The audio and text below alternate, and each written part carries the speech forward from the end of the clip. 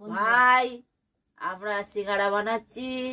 সিঙ্গাড়ায় আলু সিদ্ধ, একটু আলু কেটে নিলাম, তারপরে আলুগুলো সিদ্ধ করে নিয়ে সেইগুলো আবার সিদ্ধ হয়ে যাওয়ার পর সেই আলু থালায় ঢেলে ছেনে নিয়ে সেইগুলো পেঁয়াজ, লবণ, এরকম দেখতে হবে আলুটা।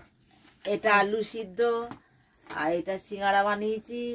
দিয়ে সিঙ্গাড়া করার পর আলু সেদ্ধ করে নিয়ে থেসে নিয়ে ভালো করে থেসে নিয়ে সব রকম লঙ্কা গুঁড়ি, নুন, হলুদ, ধনে পাতা সব রকম মশলা করে আলুটা সেনে নিলাম, আদা সব রকম দিয়ে আলুটা সিদ্ধ করে নিলাম। আলুটাকে সেনে নিয়ে তারপরে ময়দা মেখে নই করে ওই লুচির মতো মাঝে মাঝে ইয়ে কেটে নিয়ে দিয়ে পিস করে নিয়ে সিঙ্গাড়ার মতো বানালাম।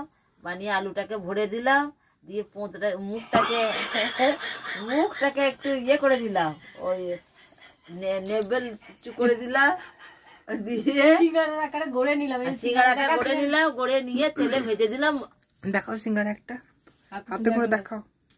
দেখো ভাই তোমাদের পছন্দ। দেখো ভালো সিঙ্গাড়ায় বানিয়েছি। দেখতেই পেলো না। দেখো আমরা সিঙ্গাড়া বানিয়েছি। এই সিঙ্গাড়া এইবারে ভেজে সব সন্ধ্যাবেলায় রাতের বেলায় সব খাবো।